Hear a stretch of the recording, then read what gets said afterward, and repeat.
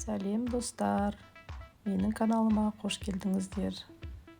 Егер менің каналыма тіркелмеген болсаңыздар, тіркеліп қоңыраушаны баса отырыңыздар. Видеоны соңына дейін көрулеріңізді сұраймын. Бүгін біз сіздермен запеченные ребра, яғни қабырғаларды духовкада дайындайтын боламыз. Ол үшін бізге жас сиыр малының қабырғалары керек болады. Мен мінекей осындай қабырғаларды дайындап алдым. Ең алдымен қабырғаларымызды бірнеше сағатқа маринадтап қойып қоямыз. Ол үшін бізге тұз, қара бұрыш, паприка, ысталған паприка, сұйық май, чеснок керек болады. Осылардың бәрін араластырып, қосып, әбден қабырғаларымызды жағып араластырып аламыз. Осылайша әбден араластырып, бірнеше сағатқа қойып қою керек болады. Мен қабырғаларымды бір күн бұрын маринадтап қойдым. Егер ұзақ маринадтайтын болсаңыздар, өте дәмді әрі жұп-жұмсақ болып пісетін болады.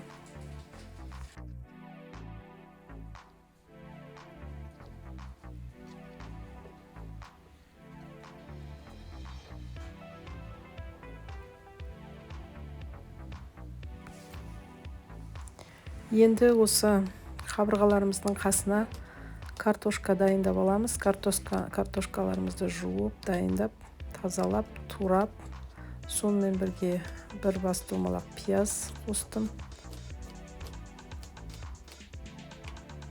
Одан соң картошкамызға паприка, тұз, қара бұрыш сеуіп араластырып аламыз.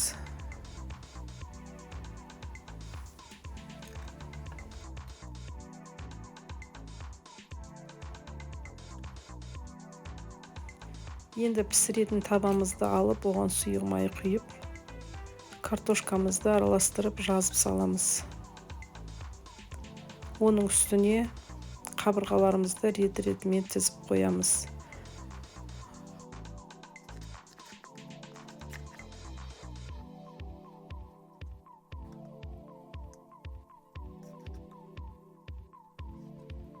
Картошка мен қабырғаларымызды орналастырып алғаннан кейін, ең бірінші бетіне фольга жауып алып, 40-45 минуттай духовкада пісіреміз.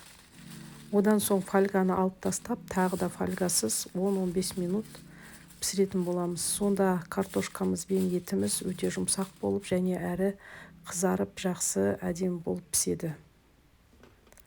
Мінекей осындай әдемі запеченные ребра с картошкой, осындай тамағымыз дайын болды. Картошкамызда, етімізде жұмсақ, әдемі болып пісті. Бұл тағам кез келген мерекелік дастарханның сәнін келтірері, көркін келтірері сөзсіз. Сондықтан да осы рецепт бойынша дайындап көріңіздер. Сіздердің көңілдеріңізден шығады деген ойдамын.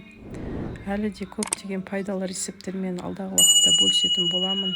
Сондықтан да қоңыраушаны басып кетуді ұмытпаңыздар.